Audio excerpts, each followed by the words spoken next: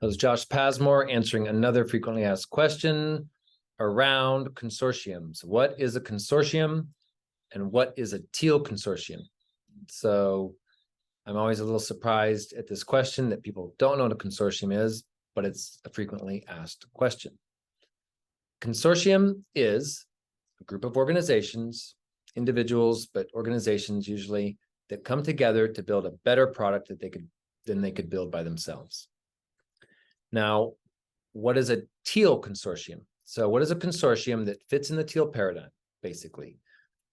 A teal consortium would follow the basic teal principles: purpose-driven, whole living systems, and self-organized.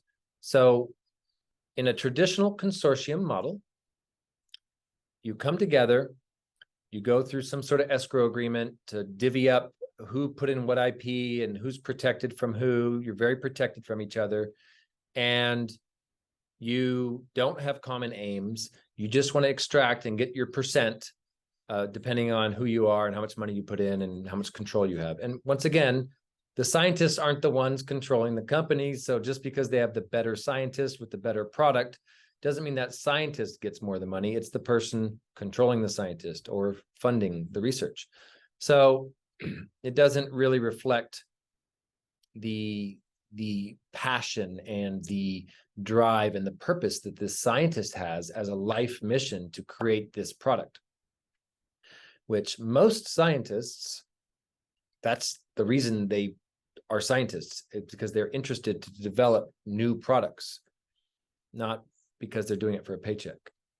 So in a teal consortium, we are purpose-driven. So what that means is we come together for a purpose. So these scientists can come together with or without the company, doesn't matter.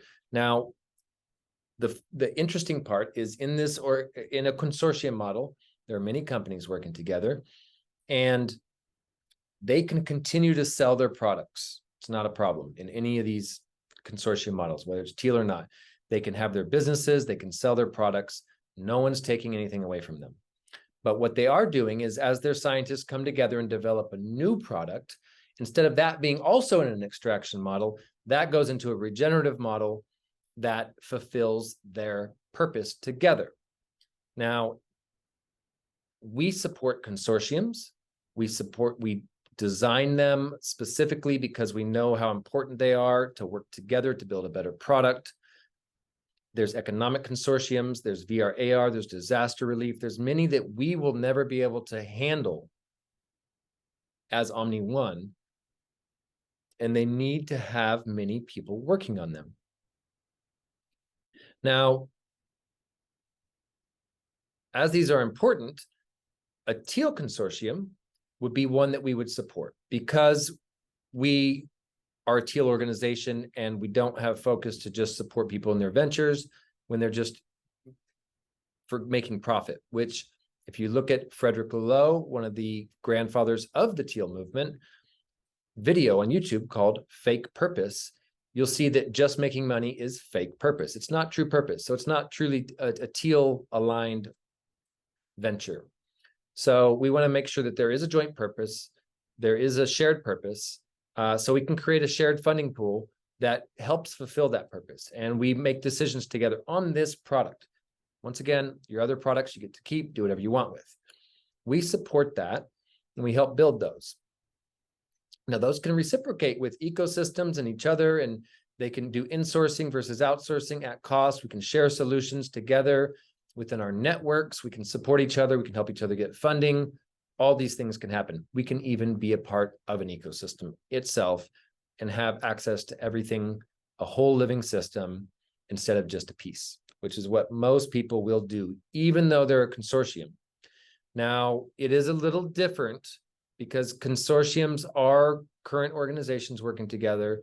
And a lot of the times, sometimes, no, actually not a lot of the times, our goal is to get everyone to live together so that they can share that lifestyle. A shared funding pool pretty much requires being in proximity. And you're more effective and efficient when you're in proximity working together because you spend about 80% of your income on lifestyle, on your housing and your food. So when you're sharing that, you want to buy your your buildings, your hotel, or whatever it is, your village. You want to buy that land together. You want to buy your factory together. You don't want to have 10 factories around the world. You want to have one. So this is the benefit, and that product has a regenerative funding pool that goes towards its purpose.